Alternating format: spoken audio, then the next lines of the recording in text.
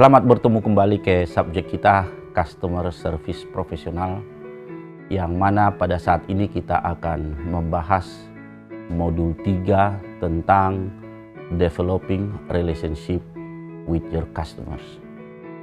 Kalau pembahasan kita kemarin kita mengetahui tentang produk, sekarang kita membahas tentang user, yaitu customer itu sendiri. Karena customer itu perlu kita tahu siapa mereka. Di modul kita 3 ini, kita akan mempelajari lebih dalam tentang behavior atau perilaku customer.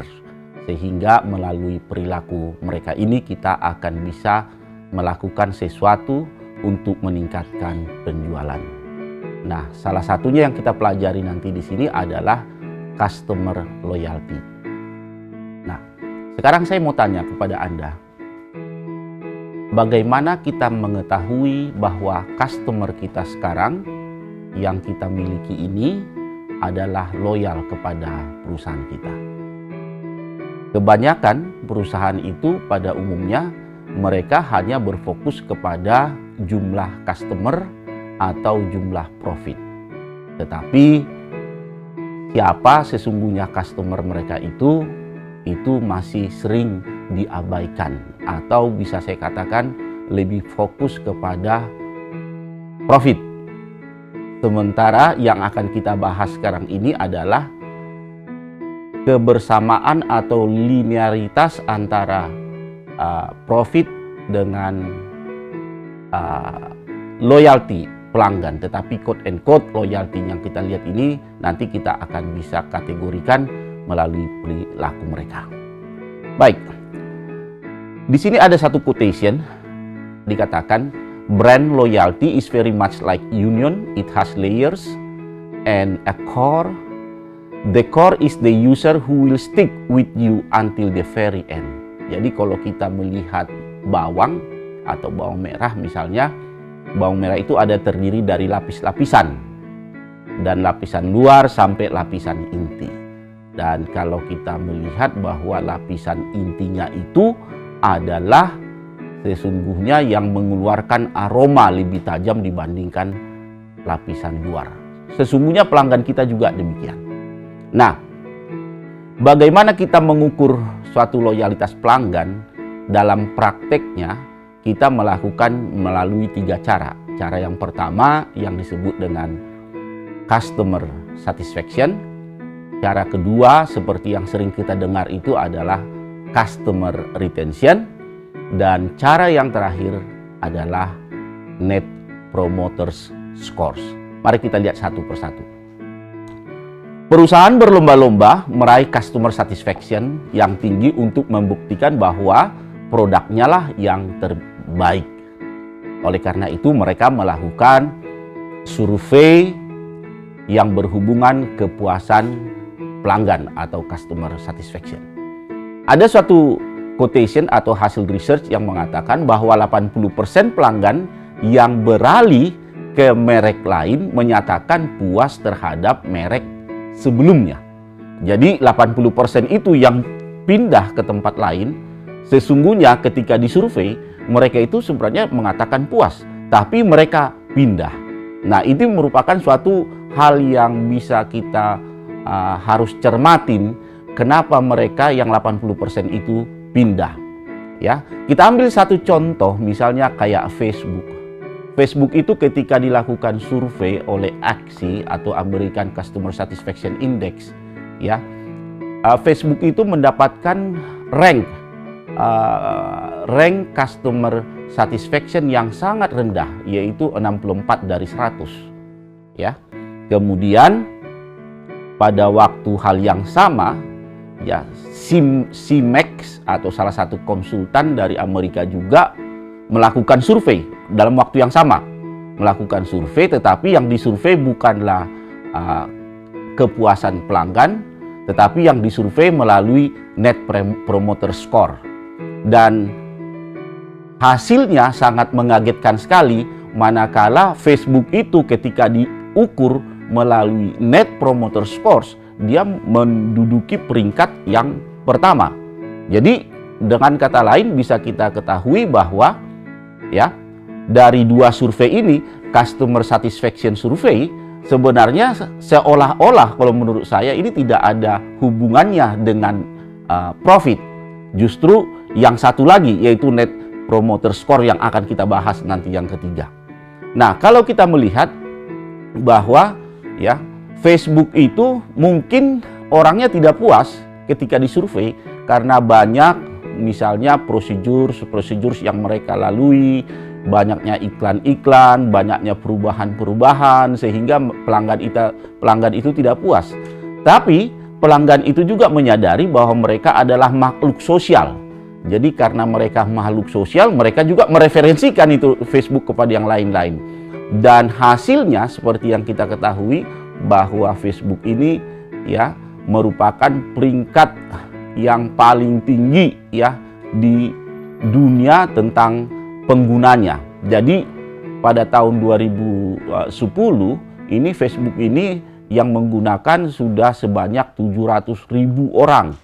Sementara jumlah penduduk pada saat itu 7 miliar, berarti 10% jumlah penduduk pada tahun 2010 telah menggunakan Facebook, yang artinya ya kita ambil kesimpulan seolah-olah ini tidak ada relevansi antara menghitung kepuasan pelanggan dengan profit.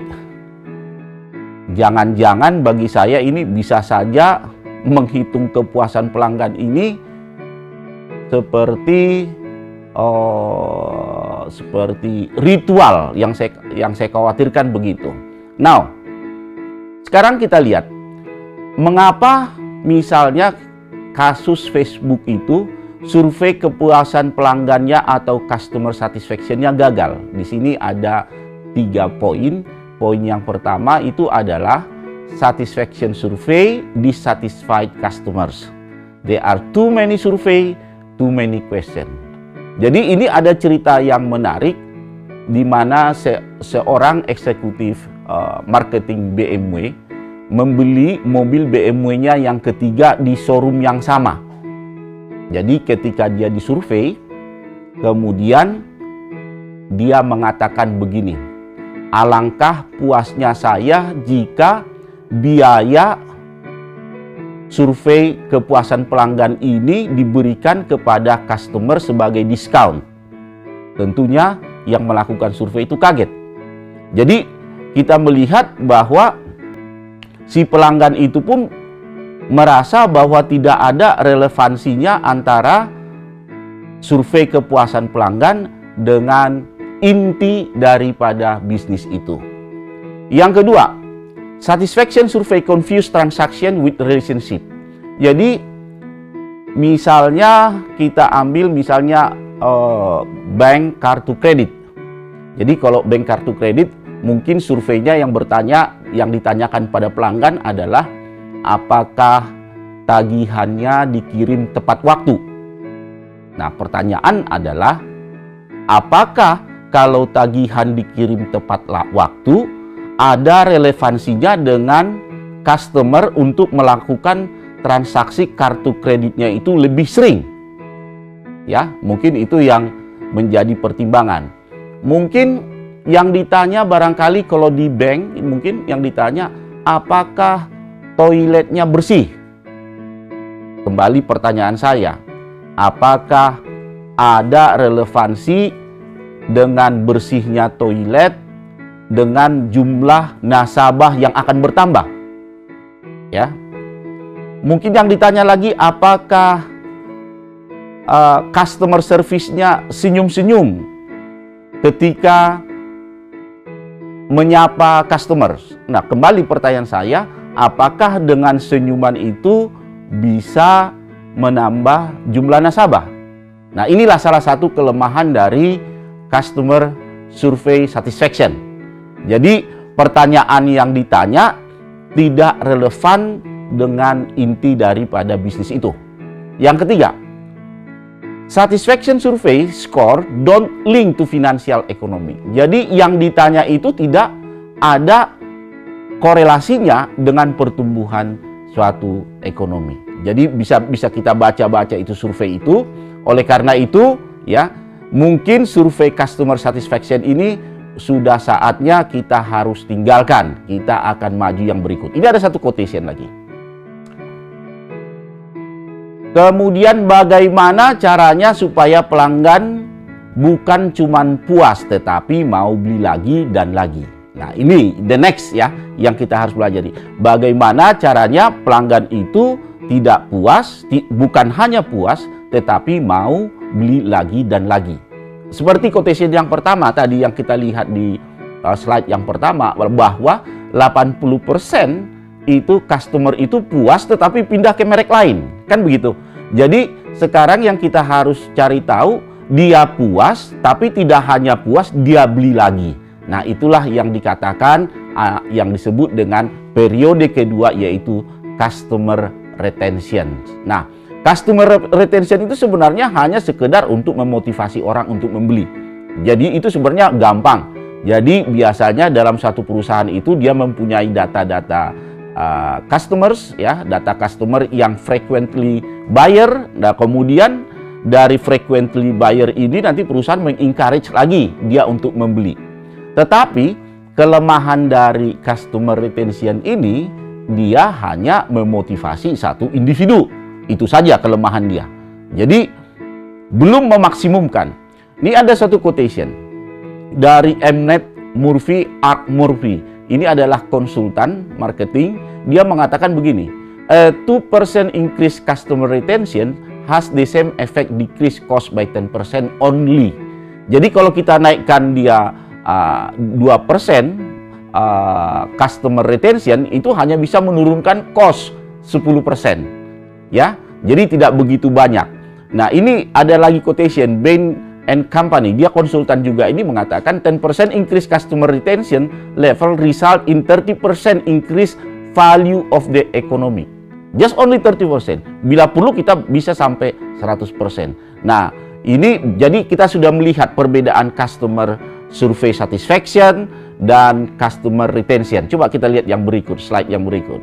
Nah ini yang seperti yang saya katakan tadi, customer retention itu dia hanya bisa memotivasi pelanggan yang tetap saja.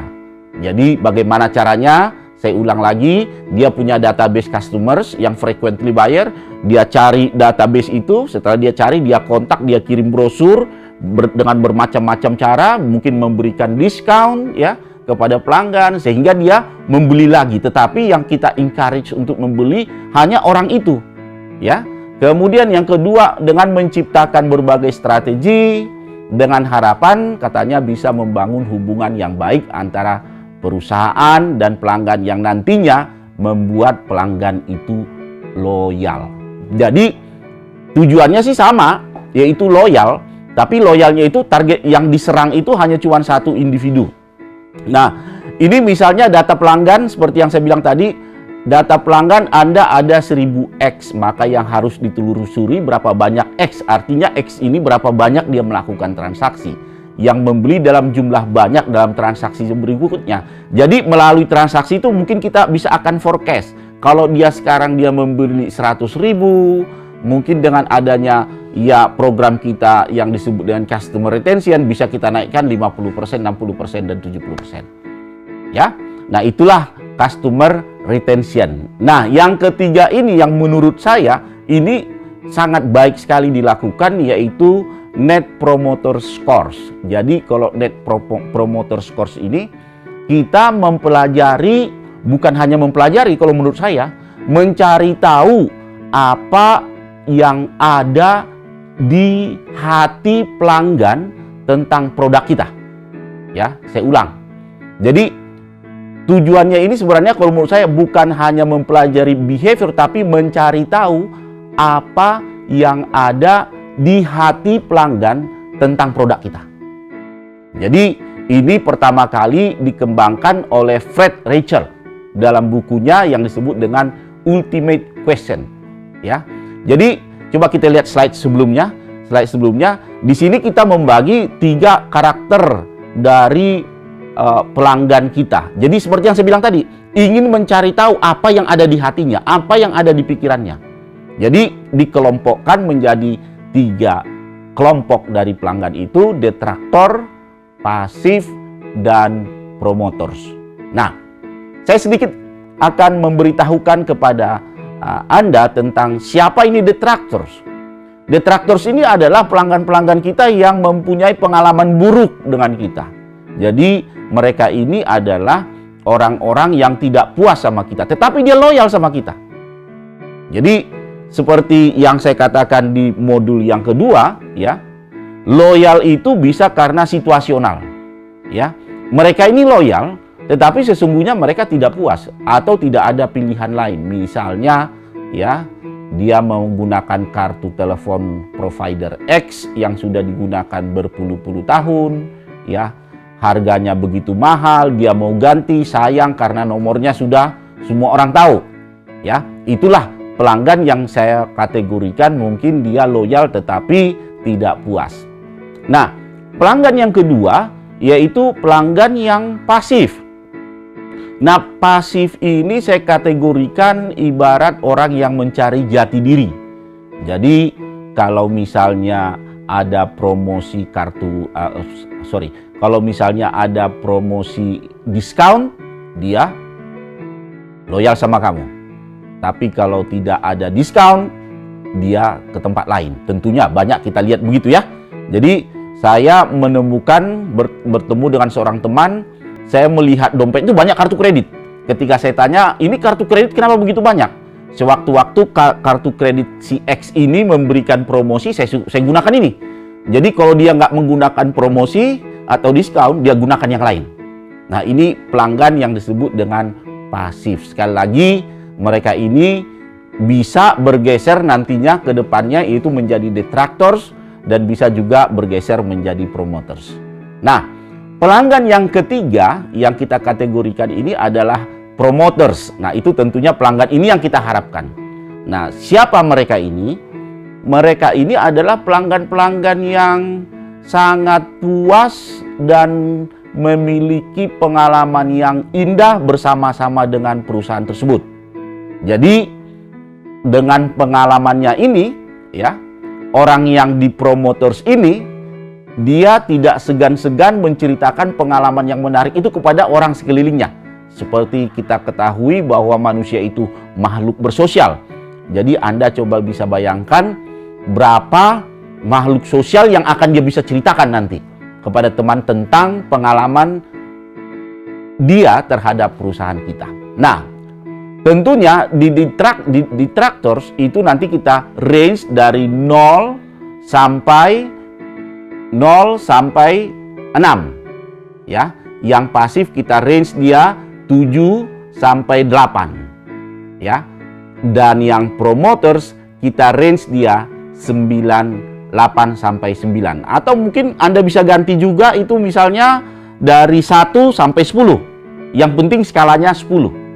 Atau bisa tergantung. Jadi kalau kita lihat provider Telkomsel skalanya mungkin 5, ya. Yang terpenting di sini adalah bagaimana kita mengelompokkan perilaku pelanggan kita sesuai dengan detractor, pasif, atau promoters. Next. Nah, customer loyalty loyal to a brand or company if they have a positive atau preferential attitude toward it. Jadi customer itu loyal kalau dia mempunyai suatu pemikiran yang positif terhadap produk itu. Nah, sekali lagi saya mengatakan kalau kita berbicara pelayanan, kita bicara pengalaman atau experience. Nah, di sini kita kelompokkan 3 kelompok mereka, detractor, pasif, and promoters. Nah, ini seperti gambarnya ini, yang detractors ini sebenarnya siap-siap kabur nih dari kita.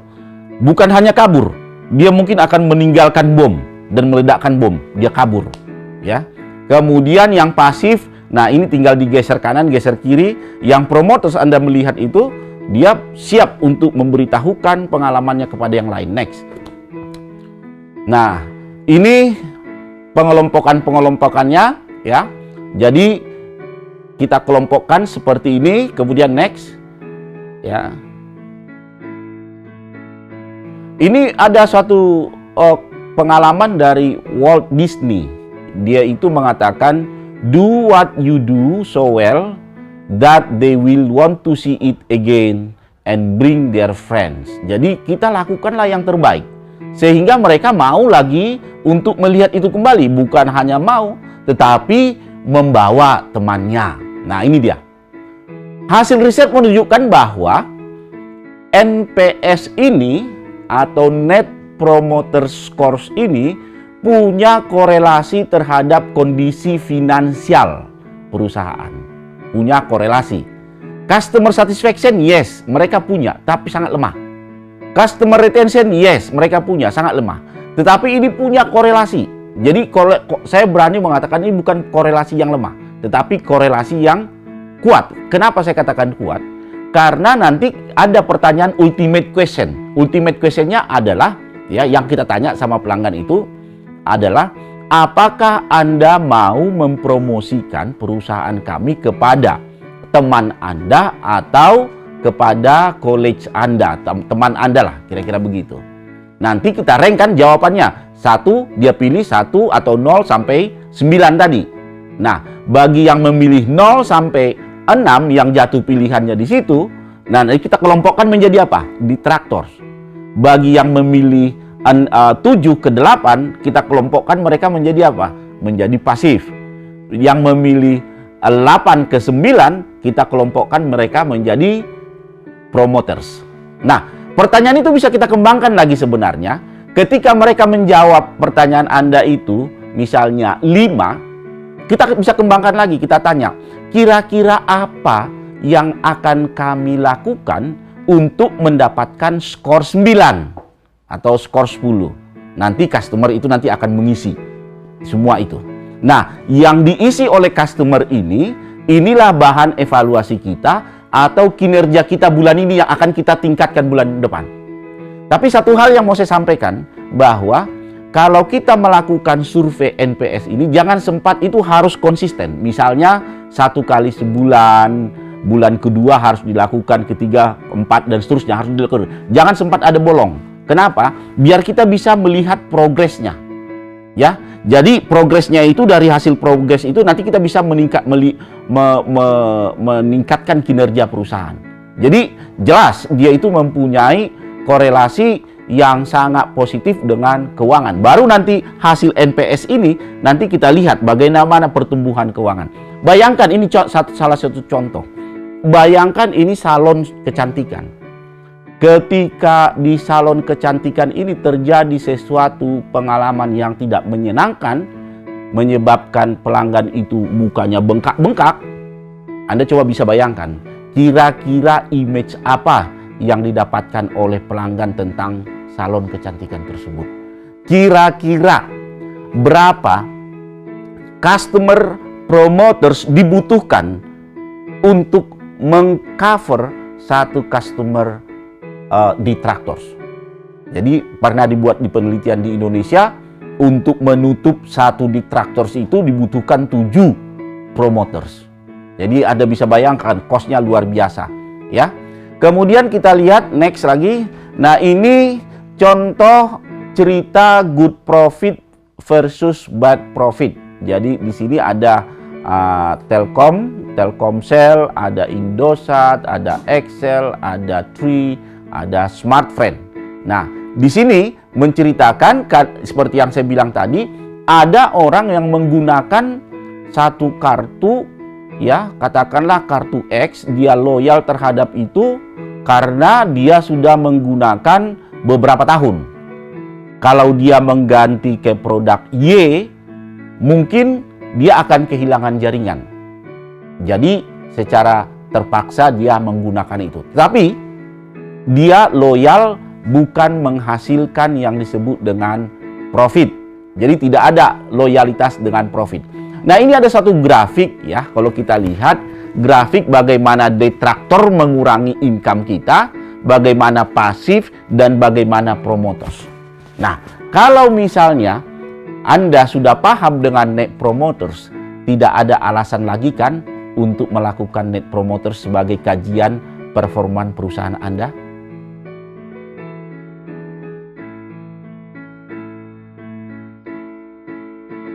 Nah, di sini ada satu cerita John Carroll. Nah, ini menarik nih, John Carroll ini. John Carrollnya menariknya apa? Dia seorang musisi, saya ceritakan di sini sedikit, nanti Anda bisa lihat di YouTube ya.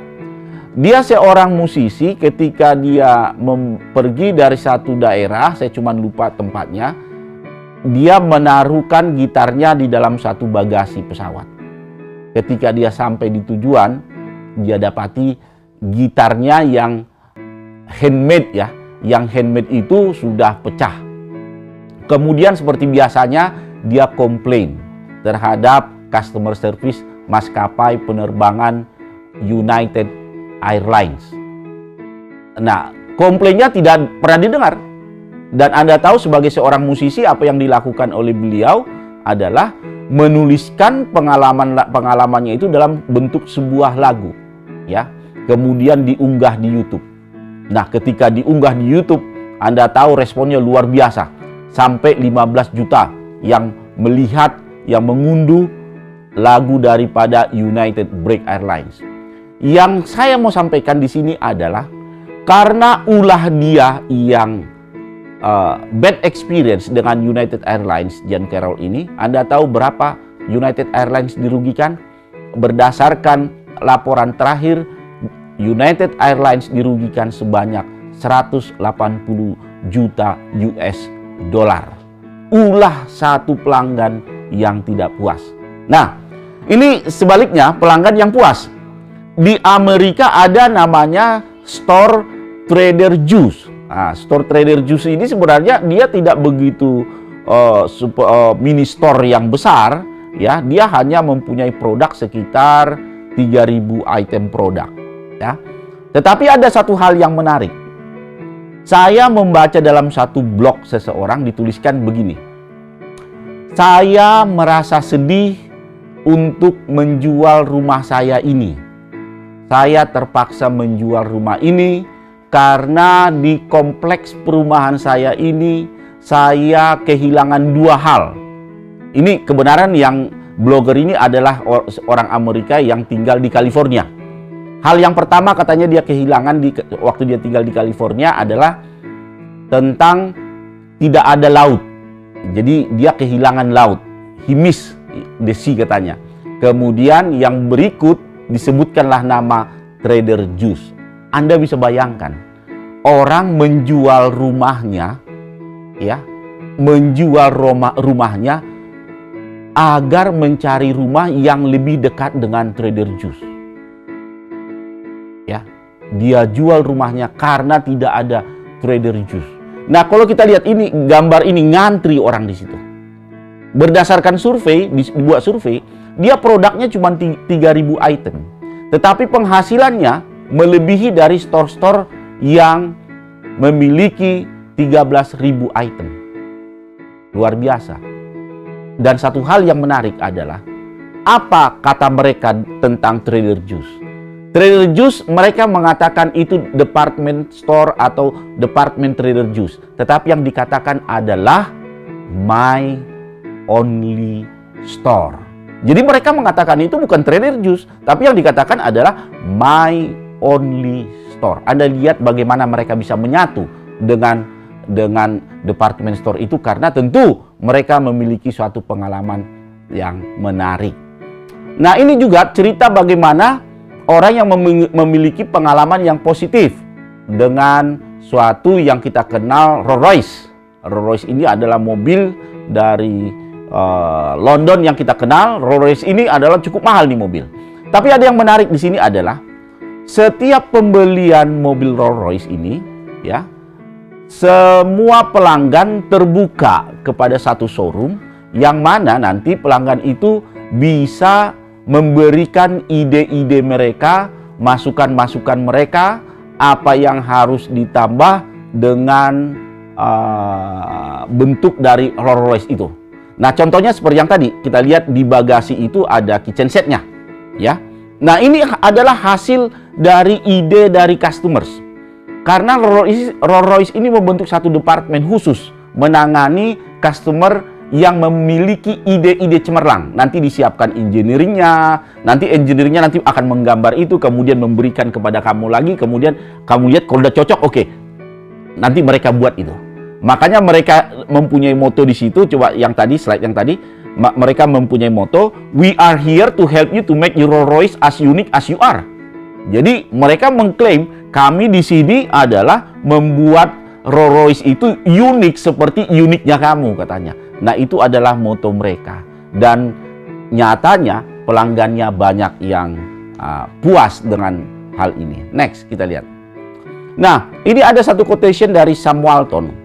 Sam Walton mengatakan, "The goal as a company to have a customer service that is not just the best, but legendaris."